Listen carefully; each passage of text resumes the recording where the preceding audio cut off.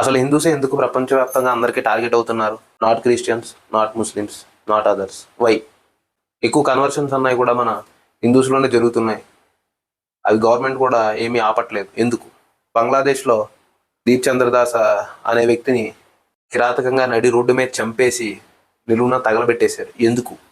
ఇప్పుడు గవర్నమెంట్ ఏం యాక్షన్ తీసుకోబోతుంది? అసలు బంగ్లాదేశ్లో అలా ఎందుకు జరిగింది? అసలు దీనికి కారణం ఏమిటి? దీని వెనకాల పాకిస్తాన్ ఉందా? ఒక సెలబ్రిటీ కానీ, ఒక యాక్టర్ కానీ, ఒక బాలీవుడ్ నుంచి ఎవరో రెస్పాండ్ అవ్వలేదు. మనకి తెలుగులో చూస్తే మన పవన్ కళ్యాణ్ గారు తప్ప ఎవరో అసలు రెస్పాండ్ అవ్వలేదు. ఎందుకు రెస్పాండ్ అవ్వలేదు? మీకు సినిమాల మీద అయితే డబ్బులు తీసేస్తారా?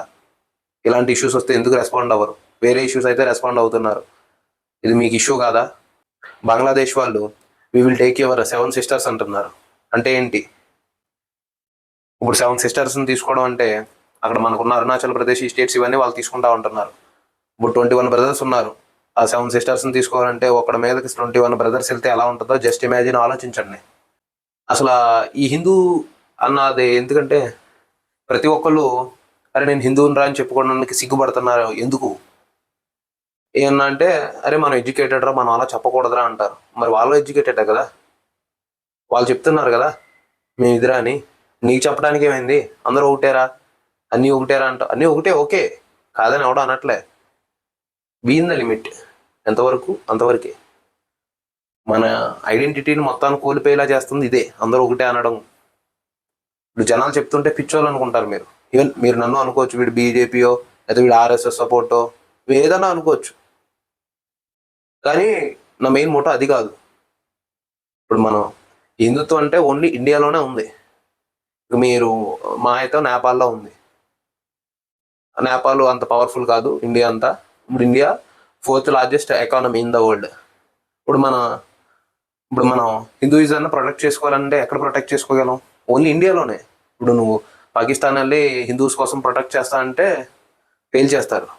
ఇప్పుడు యూకేఎల్ చేసినా తరిమేస్తారు, యూఎస్ఎల్ చేసినా తరిమేస్తారు. అలాంటిది ఓన్లీ ఇండియాలోనే ఉంది హిందూయిజం. అలాంటిది నువ్వు సపోర్ట్ చేయడం మానేసి అరే ఎన్ని ట్రాష్ రా, బుల్షెట్ రా అంటుంటే ఇక నీకు ఎవడేం చెప్తాడు రా? ఇప్పుడు అవతలోడు వాడు మతం గురించి గొప్ప చెప్తుంటే ఆహా సూపర్ రా, బాగా చెప్పారా మీ వాళ్ళు, మా దాంట్లో అలా ఉండదురా అంటే నీకు తెలియదురా. ఫస్ట్ ఆఫ్ ఆల్ నన్ను అడిగితే 100 మందిలో 10 మంది దగ్గర కూడా భగవద్గీత ఉండదు. 10 మంది చదవరు. రామాయణం ఏదో మనకు లక్కీగా 10th క్లాస్లో ఉన్న బట్టి తెలిసింది, కానీ అసలు ఈ భగవద్గీత అన్నది మీలో ఎంతమంది దగ్గర ఉంది ఇంట్లో? ఒకవేళ ఉన్నా ఎవడన్నా చదివారా? చదివితే మీరు కామెంట్ చేయండి, నేను చదివాను భగవద్గీత అని. అసలు భగవద్గీత ఎలాంటిదో తెలుసా మీకు? మన ప్రొడక్ట్ ఉంది, ఓ ప్రోడక్ట్కి మనకి యూజర్ మాన్యువల్ ఎలాగో భగవద్గీత కూడా అంతే. ఒక మనిషికి అదొక యూజర్ మాన్యువల్. ఎలా బిహేవ్ చేయాలి మనిషి, ఎలా నడుచుకోవాలి, సమాజంలో ఎలా మెలగాలి, ఇవన్నీ ఉంటాయి. అవన్నీ వదిలేసి అవతల దాన్ని కూడా మన వాళ్ళే ప్రేస్ చేస్తున్నారు కదా. తప్పు వాళ్ళలో లేదు, మనలోనే ఉంది. ఇప్పుడు ఎవడన్నా వచ్చి మనల్ని అంటుంటే నలుగురు వచ్చి సపోర్ట్ చేసేది లేదు.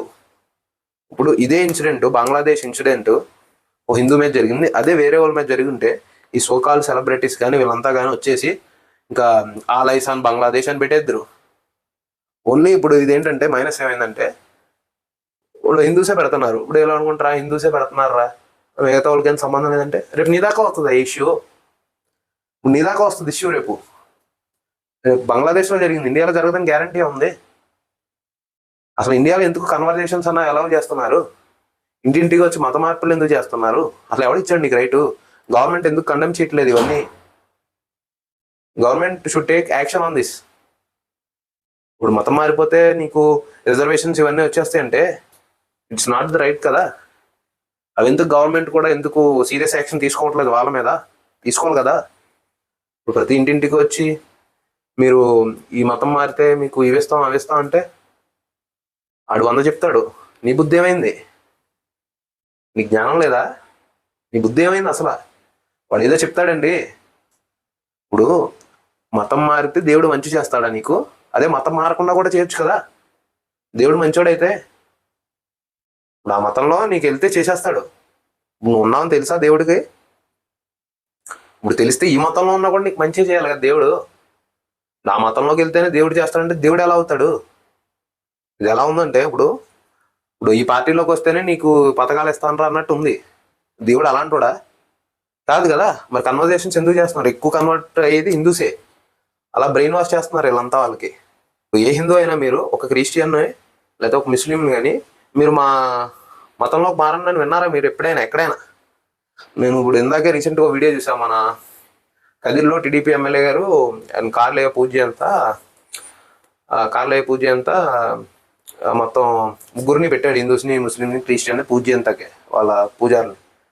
అయితే అందరూ అంటున్నారు ఇది సెక్యులరిజం ఇస్ నాట్ అలౌడ్ అని. అంటే ఆయన చేసింది పర్లేదు మంచిదే, కానీ ఇదే పూజలు కానీ మనం చర్చి దగ్గరికి వెళ్ళి మన పంతులు గారిని పెట్టి వాళ్ళ లేక మనం చదవమంటే వాళ్ళు ఒప్పుకుంటారా? ఒప్పుకోరు కదా. ఎక్కడ జరిగింది ఆ పూజ?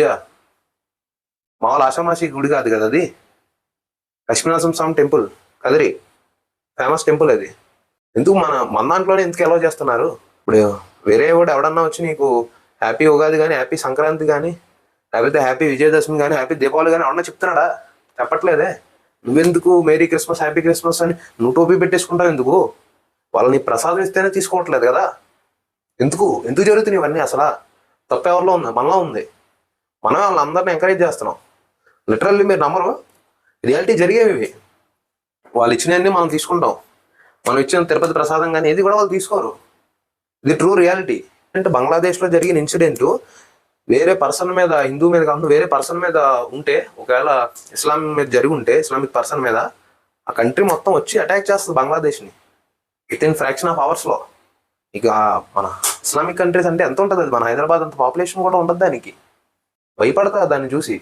మన దాంట్లో ఎందుకు లేదు? మన దాంట్లో మనకు యునైటీ లేదు. క్యాస్ట్ అని కొట్టుకుంటారు, పార్టీ అని కొట్టుకుంటారు, రిలీజియన్ అని కొట్టుకుంటారు, ఏరియా అని కొట్టుకుంటారు. ఒక్క దాని మీద కాదు కదా, స్టేట్ కొట్టుకుంటాయి. మనలో మనం ఇన్ని ఆబ్లిగేషన్స్ మనకే ఉంటే మనం ఇల్లు ఒక దాని మీద నిలబడాలి కదా. మనం ఎన్ని కొట్టుకు తెచ్చినా మన మీద ఒకటి వస్తున్నాడంటే కలిపి లాగి పెట్టి ఒక్కటి కొట్టాలండి. అది ఎందుకు జరగట్లేదు? ఎందుకు మన వాళ్ళందరూ ఒక యునైటెడ్గా రావట్లేదు? పవన్ కళ్యాణ్ గారు ఒక్కలే ఎందుకు రెస్పాండ్ అయ్యారు? మిగతా వాళ్ళంతా ఏమైంది? సోకాలు ప్రకాష్ రాజ్ గారు ప్రతిదానికి అంటే నా ట్వీట్ వేస్తాడు, మాట్లాడతాడు. ఆయన ఎందుకు మాట్లాడు దీని మీద? ఇప్పుడు ఏమన్నా అంటే బీజేపీ వాళ్ళు కాబట్టి హిందూ అంటారు. అంటే ఇప్పుడు మొత్తం కంట్రీ అంతా బీజేపీ సపోర్ట్ కాదు కదా. మనం ఇక్కడ మాట్లాడేది హిందూ గురించి. మధ్యలో జనాలంతా బీజేపీ ఎందుకు తీసుకొస్తారు? ఇప్పుడు మన వైఎస్ జగన్ గారు ఉన్నారు, ఆయన క్రిస్టియన్. ఇప్పుడు అలానే మొత్తం వైసీపీ అంతా క్రిస్టియన్ కాదు కదా. ఇప్పుడు ఇలాగే నరేంద్ర మోడీ గారు కూడా అంతే. ఇప్పుడు ఆయన ఒక హిందూ అని చెప్పి మొత్తం బీజేపీ మొత్తం అందరూ హిందూస్ లేరు కదా. అది బీజేపీ మొత్తం హిందూ పార్టీ కాదు కదా. ఎందుకు మీ పార్టీలోకి రిలీజియన్ లాగుతున్నారో నాకు అర్థం కావట్లే. ఇప్పుడు కాంగ్రెస్ ఏమో ముస్లిం సపోర్ట్ అంటారు. అలా ఎక్కడన్నా లాజిక్ ఉందా? మన కంట్రీని ఆల్మోస్ట్ దగ్గర 49 years 40 to 50 years పరిపాలించింది Congress. Religion మీద పోతుంది మొత్తం అంతా ఈ పాలిటిక్స్. అంటే ఇవన్నీ డైవర్షన్ పాలిటిక్స్. అసలు ఫస్ట్ అనాల్సింది పార్టీస్ కాదు, మిమ్మల్ని. వాళ్ళు మీ మీద బ్రెయిన్ వాష్ చేస్తున్నారు. మీ తెలివితేటలు ఏమైనాయి? మీ నాలెడ్జ్ అంతా ఎక్కడ పోయింది? ఆ పొలిటికల్గా వాళ్ళు మార్చుకుంటున్నారు అవన్నీ వాళ్ళకు అనుకూలంగా. మరి మీ తెలివితేటలన్నీ ఏమైనాయి అక్కడ? వాళ్ళు సస్టైన్ అవడం కోసం అంత చేస్తారండి. మరి మీకేమైంది? ఇప్పుడు ఏమన్నా అంటే పలానా రిలీజియన్ అన్నారు, పలానా క్యాస్ట్ అన్నారు అంటారు. అసలు మధ్యలో క్యాస్ట్ ఎందుకు వస్తుంది? రిలీజియన్ ఎందుకు వస్తుంది? ఎందుకు తెస్తున్నారు ఇవన్నీ? అన్నారంటే ఒక పర్సన్ అనండి. ఈ క్యాస్ట్, రిలీజియన్ ఇవన్నీ ఏంటంటే డైవర్షన్. అంటే పలానా వాళ్ళు అన్నారంటే వాళ్ళందరూ వస్తారనా ఏంటి? ఇవే మనలో మనం కొట్టు చేస్తున్నాం. అవతలోడికి లోకో, అవతలోడు వచ్చి మన అందరినీ అటాక్ చేస్తున్నారు. వాళ్ళు బాగానే ఉంటారు, చిచ్చు పెట్టిన వాళ్ళు. మనం కొట్టుకు చేస్తాం. పార్టీలో వాళ్ళిద్దరూ ఒకటే, వాళ్ళిద్దరు ఫ్రెండ్సే. మధ్యలో గొర్రె ఇది నువ్వే. ఇప్పుడు మీరు అనొచ్చు, ఇప్పుడు బీజేపీ హిందూ పార్టీ కదా, వెంటనే డెసిషన్ తీసుకుని ఇప్పుడు బంగ్లాదేశ్ మ్యాప్ నుంచి లేపేయచ్చు కదా, పాకిస్తాన్ లేపేయచ్చు కదా అనుకుంటారు. ఇప్పుడు ఎలా పడితే అలా డెసిషన్ తీసుకోవడానికి ఇదేం వాళ్ళ ఇల్లు కాదు, నా ఇల్లు కాదు, మీ ఇల్లు కాదు. ఇప్పుడు నెంబర్ 1 పాపులేషన్ ఉన్న కంట్రీ వరల్డ్లో 5 మంది. ఎలా పడితే అలా డెసిషన్ తీసుకుంటే మన ఎకానమీ ఏమవుద్ది? ఇప్పుడు రష్యా మీద యుక్రెయిన్కి వార్కి వెళ్ళినట్టు ఉంటుంది. 3rd strongest army in the world మంది. ఎలా పడితే అలా డెసిషన్స్ తీసేసుకుని ముందుకు వెళ్ళిపోతే కాదు. ఇప్పుడు వాళ్ళ ఫస్ట్ ఇండియా పాలసీ ఏంటంటే ఫస్ట్ అవతలోడు రావాలి మన మీదకి, అప్పుడు మన వాళ్ళు అటాక్ చేస్తారు. ఎందుకంటే మనది గ్లోబల్ పీస్ కంట్రీ. ఇప్పుడు ఇండియాకి చేతగా కాదు, ఏమీ తెలియని అమాయకులందరూ ఇబ్బంది పడతారని చెప్పి ఆగుతుంది ఇండియా. ఇప్పుడు బంగ్లాదేశ్, పాకిస్తాన్, శ్రీలంక ఇవన్నీ ఏమైనాయి ఎకనామికల్గా? కానీ ఇక్కడ ఏమన్నా ఒక ఇండస్ట్రీ వచ్చి పెడుతుందా?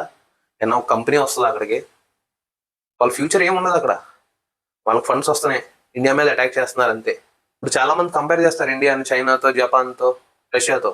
ఇప్పుడు వాళ్ళకి కనుక ఇవే గొడవలు ఉంటే చైనాకి కానీ జపాన్కి కానీ, వాళ్ళు 20 years ముందు ఉన్నారు చూసారు, వెనక్కుంటారు వాళ్ళు. మరి నువ్వేం చేస్తున్నావు నీ కంట్రీ తరఫున? మాట్లాడితే ఆ మోడీ ఏం చేయలేదు, లేకపోతే చంద్రబాబు నాయుడు ఏం చేయలేదు, లేకపోతే రేవంత్ రెడ్డి ఏం చేయలేదు, కేసీఆర్ ఏం చేయలేదు, జగన్ ఏం చేయలేదు. నువ్వేం చేసావు దేశానికి? నువ్వేమన్నా పీకేవా, నువ్వేమన్నా పొడిచావా? ఫస్ట్ నువ్వేదో చేయవా దేశానికి. అవతల మీద పడ్డం కాదు. కంట్రీ ఏం చేయలేదు, కంట్రీ నీకేం చేయడం, నువ్వే కంట్రీకి ఏదో చెయ్యి. ఎకనామికల్ గ్రోత్ పెంచు నువ్వు. అంతేగాని కంట్రీ ఏం చేయలేదు నాకు, నేను కంట్రీకి ఎందుకు చేస్తాను, ట్యాక్స్ ఎగ్గొట్టేస్తాను, అది చేసేస్తా ఇది చేసేస్తా. నీకు ఉన్నంత దాంట్లో నువ్వు చేయవే కంట్రీకి. ఎకనామికల్ గ్రోత్ పెంచు నువ్వు, కంపెనీ పెట్టి నువ్వే. అంటున్నారు $1 = 91 రూపీస్ 90 రూపీస్ అని చెప్పి. ఇప్పుడు మీరందరూ ఖాళీగా ఉండి, ఇప్పుడు highest populated in the world country మందే, మీరందరూ ఖాళీగా ఉండి మీరు ఏం చేయకుండా, కొత్తగా ఆలోచించకుండా, క్రియేటివిటీతో రీల్స్ చూస్తూ, లేకపోతే ఖాళీగా ఉంటూ చిన్న చిన్న జాబ్స్ అన్నీ చేస్తూ, మోదీ ఏం చేస్తాడండి? ఆయన సాయశక్తిలో ఆయన చేస్తున్నాడు. ఆయన ఆల్మోస్ట్ 76 years ఆయనకి ఈ వయసులో పని ఏంటి? ఆయనకి ఫ్యామిలీ లేదు, లేకపోతే ఆయన పిల్లలు లేరు, ఎవరు లేరు. ఆయన అయినప్పుడు ఆయన నెత్తి మీద తీసుకుంటాడేంటి? ఆయన ఎంత కాదు కదా, మన కోసమే కదా. నువ్వు ఇప్పుడు 4 trillion ఉందంటే మనం ఏదో చేయాలి కదా. మనం ఏం చేయకుండా, లేకపోతే గవర్నమెంట్ బ్లేమ్ చేస్తే గవర్నమెంట్ ఏం చేస్తుంది? Government can't do anything. ఇప్పుడు గవర్నమెంట్ ఫెయిల్ అవ్వబట్టే పాకిస్తాన్ కానీ, బంగ్లాదేశ్ కానీ, ఇప్పుడు ఈ శ్రీలంక కానీ అలా తయారైనాయి. ఇప్పుడు గవర్నమెంట్ ఇంకా ఫెయిల్ అవ్వలేదు. ఇప్పుడు చాలా కంట్రీస్ క్రైసిస్లో ఉంది. We're very lucky. ఇండియాకి క్రైసిస్ అనేది రాలేదు. We have to do something. We're expecting something to do by the government.